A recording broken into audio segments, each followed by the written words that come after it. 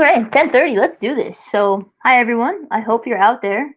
Shout a little hello in the comments so I know who I'm chatting with today. So before we get started, I'm just going to quickly read the description of what I was going to talk about. And my session is called I Want to Start a Company. So I'm going to read this quick, and then if you decide you want to go check out Jade's talk instead, just that's all good. And tell her I say hi. So, this session is what not to do as a first time entrepreneur and what to do instead. So, I'm going to share my career path from accounting to advertising, as well as how I went from starting wanting to start a company to finding HabitAware's big idea. So, I'm not going to hold back on telling you what held me back and also what pushed me forward. By sharing my entrepreneurial journey, I really hope to help you walk away with actionable tips and strategies to start your own journey. And let's get started. So, picture this, it's winter 2011, about a year after the Vikings football stadium collapses for the fifth time because of snow. And despite this knowledge, my husband Samir and I decide to move from New York City to Minneapolis to make it our home. So we were just 1 year into our marriage, and he had just taken a job in corporate strategy at Ameriprise. And honestly, our plan was to work here for a couple of years and then head back to New York City to be back with our friends and family. But honestly, there was a different plan at work as well. One that started when I was a kid, watching my parents run their own businesses together. So my dad ran his own import export business, which that's all I can tell you. I have no idea what he did. I know that he got to travel a lot to the Middle East and would import stuff from there to the US and from the US to there. And my mom ran her own dental office as a dentist. So this was kind of the start of this plan that I'm alluding to. And also as a child, I kind of went against gender norms where I would play office instead of house. And again, this like little seed of a plan forming. And that plan continued even through high school when I was unknowingly and reluctantly placed into an introductory accounting class, mainly because the photography class I wanted was already filled. But what wound up happening was I fell in love with kind of that calming effect that balancing T accounts has. Debits and credits, they just match, and it was really really awesome for the anxious child that I was. And I also probably fell in love with it because I had a huge crush on the teacher. um, so that was the plan. I was going to go into business for myself one day, and you know that was high school. Then college, I studied accounting, and what happened was right around the time of Enron, I felt kind of a disconnection to accounting and decided I wanted to go back to study and be something more creative. Um, so I went to advertising school and worked in advertising in New York City for a few years. So by the time I moved to Minneapolis, I had broken up with accounting and was in a 3 year love hate relationship with advertising. So I loved it because I loved working with clients and managing that creative process and really seeing the fruits of all of my hard work in the form of mobile apps or website microsite campaigns or even a TV spot on the Oscars. And of course, I hated it because it was stressful and just nonstop running myself into the ground. Um, so, not knowing anyone in Minneapolis, I quickly took a freelance gig to project manage a Subaru microsite ad campaign. And once it was complete, I remembered all of that stress and nonstopness and decided that that was it. If I was going to work that hard, it was going to be for me. So I proclaimed, okay, Samir, I'm going to start a company, laid that stake in the ground. So I stopped looking for my next advertising gig and instead proceeded to spend the next 3 months working very, very hard on sitting on my couch watching reruns of Charles in Charge on Netflix. I did nothing. And I finally realized I had to get back to work. And so I took a full time position at Fallon, which is an advertising agency here in town. So tip number one is don't want to start a company. That just lacks clarity and it makes it impossible to create an action plan to actually start a company. Instead, you should look to want to solve a problem. Also, tip number two, do not quit your day job.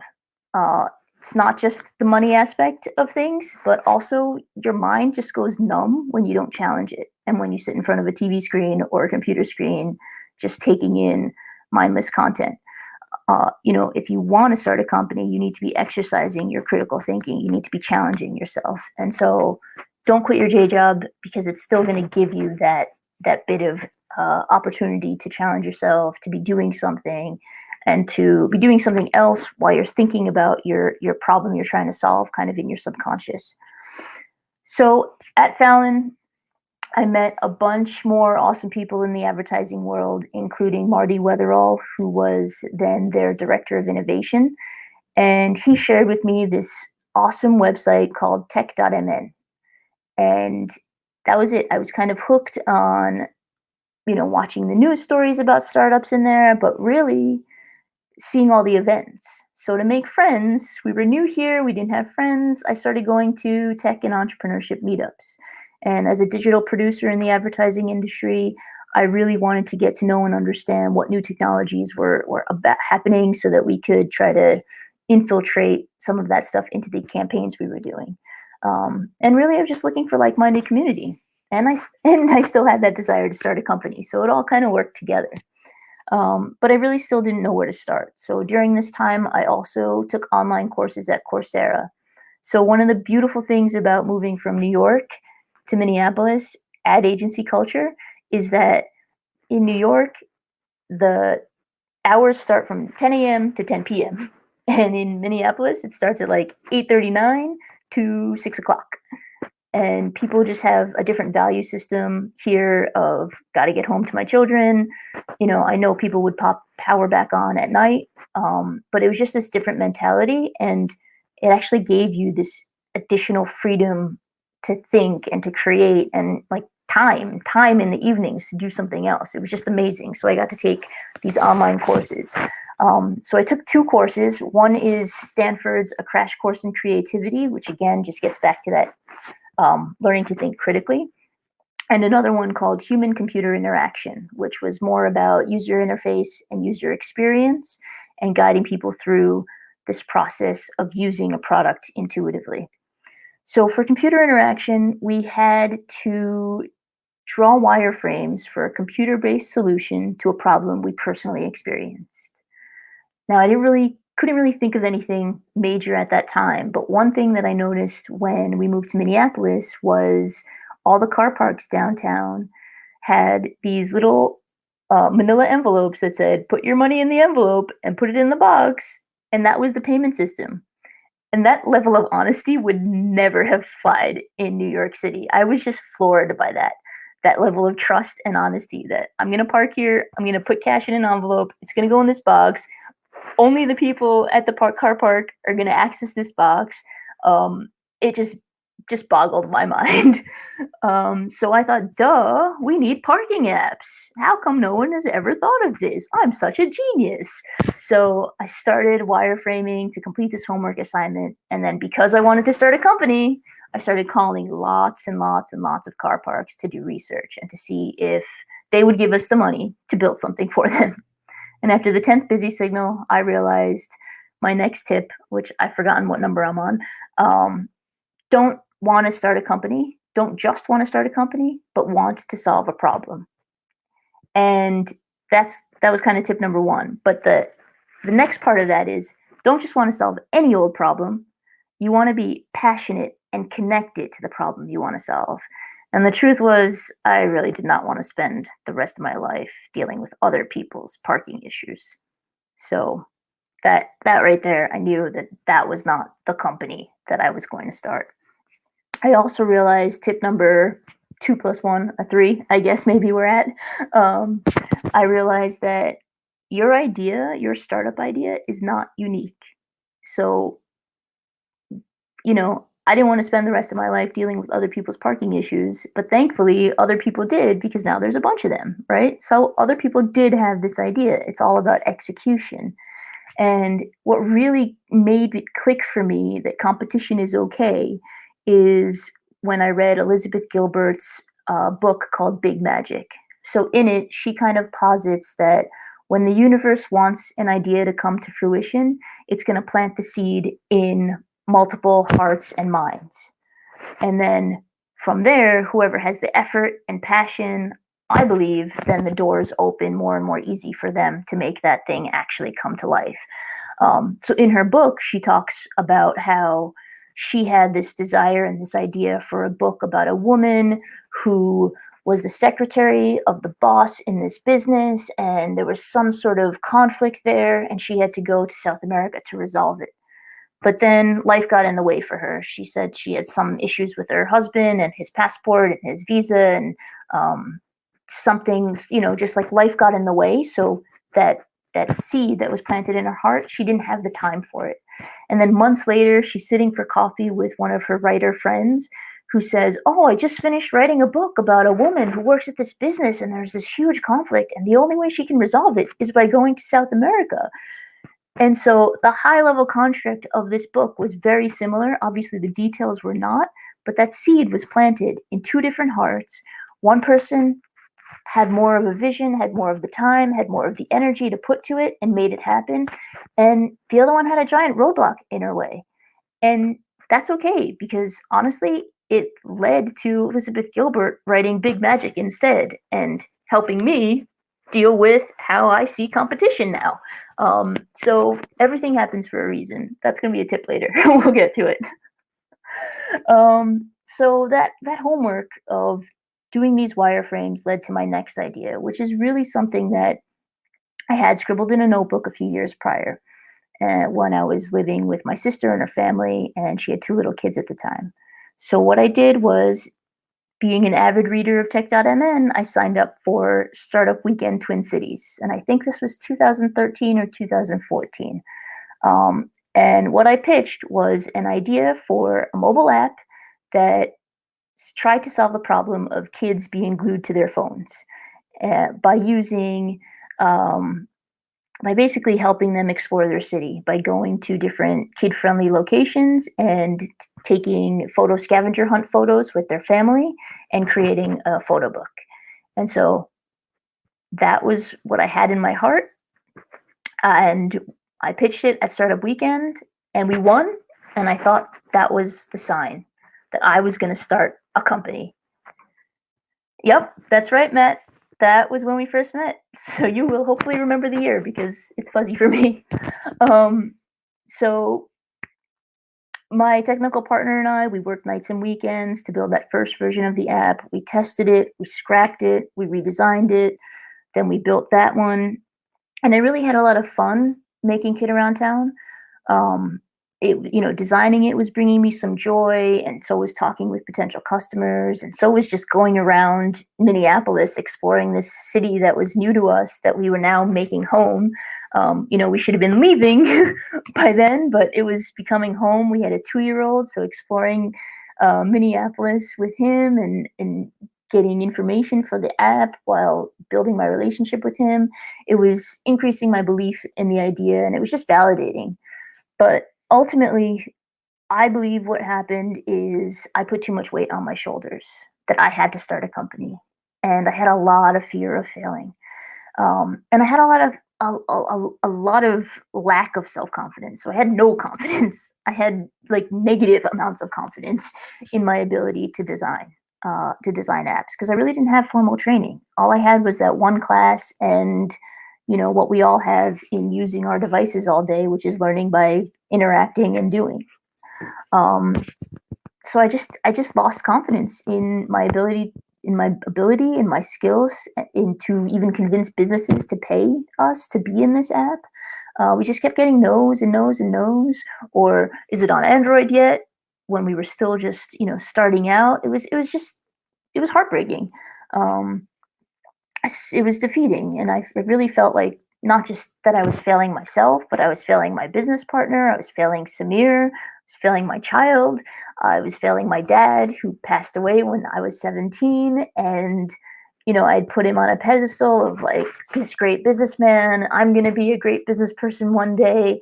And, I thought I found what I was meant to be doing, but it just wasn't happening. Um, so coming from that, tips 4 and 5 are: don't rush to formalize things, including divvying up this imaginary pie of nothing, right? Like, get to know your business partner. We had a great relationship, but just get to know each other, get to know the idea that you're building, make sure you're satisfied with what it is and what it's going to become before you put pen to paper and say, you get this much and I get this much. There's no point in fighting over zero. Not that we fought, but you know what I mean? Like, there's no point of even talking about that stuff until you build something.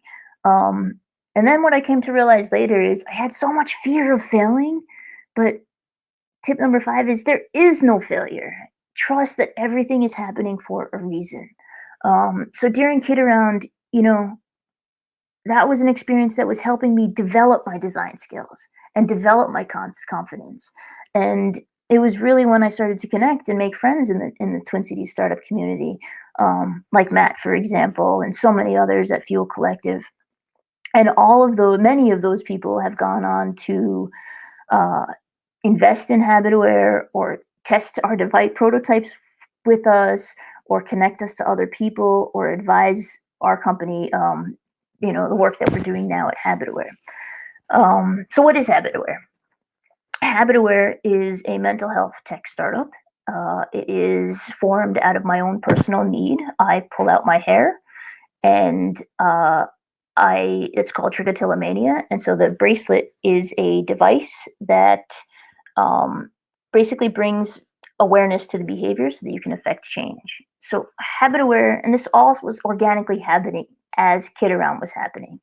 Um, and so tip number 6 is your pain is your purpose. So as I said before, don't want to just start a company, want to solve a problem. The problem you're looking for is the one that's bringing you the most pain in your life. Don't run from it, run to it. It is your purpose. Um, Another tip coming out of this is your child's self really holds the keys to your passions, your strengths, and your clues to your success. So think back to what you really love to do, what brought you joy as a child. And for me, it was the creating, the making, the scrapbooking, these kinds of things that lend themselves well to design. I like to say childhood games become grown up desires. So, what are the things that, when you were a kid, the minute you got home from school, that's what you wanted to do? That they hold the clues to what you should be spending your time on. So, a couple final tips. I think we're running out of time. When you focus on a pain point close to you, like, it's going to really, really help because it helps you build super lean. You're going to know the needs versus the wants. It helps you build a better product overall because of that deep understanding of the user journey. It's going to help you build trust and loyalty because you're already part of the community of people already kind of with you in that problem. And you're going to keep going. You're going to have that motivation because you're so personally connected and it becomes your why. It's not going to be easy to walk away from just like a parking app that you didn't really care about. So in summation, don't want to start a company, want to solve one of your most difficult problems. Thank you.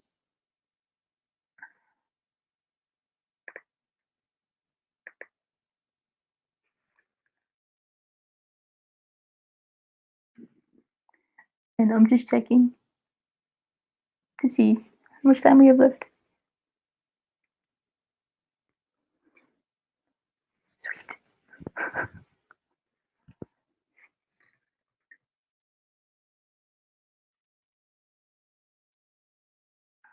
Are we live? Is there time for questions? Okay, sorry. I'm watching the StreamYard and the Crowdcast at the same time, so they have a little bit of a delay. So I talked really fast. I hope you got that all. I prepared this last night at 2 in the morning, and it was really fun to write up. But yeah, if there's any questions, I'd love to chat.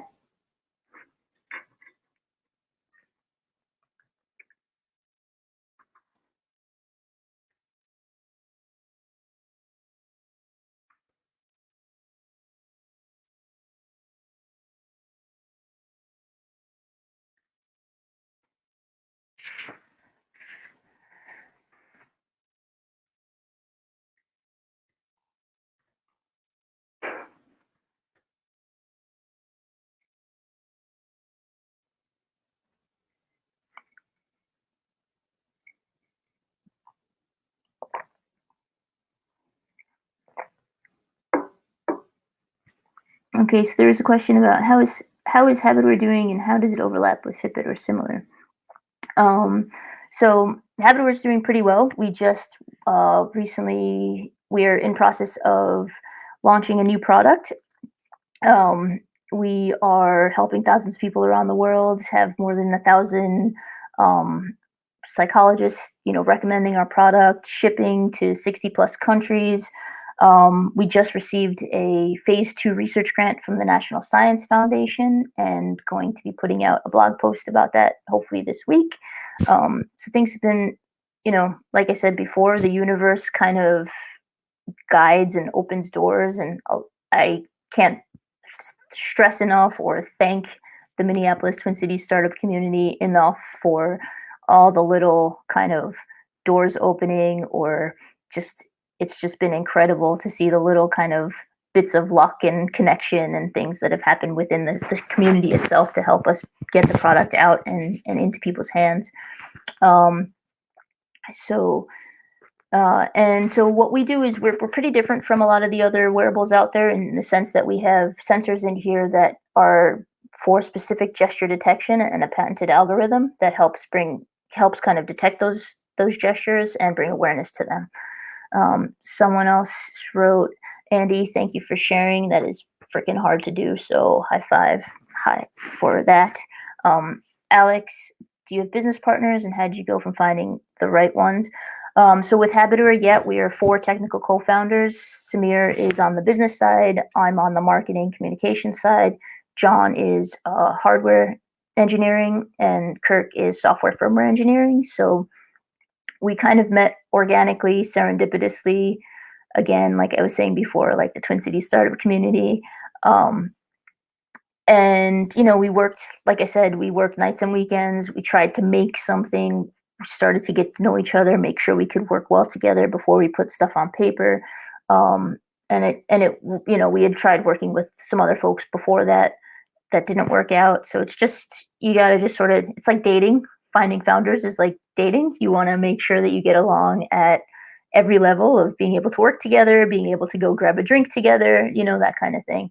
Um, and now we have, I think, a team of 8 total, which is pretty awesome, starting to grow.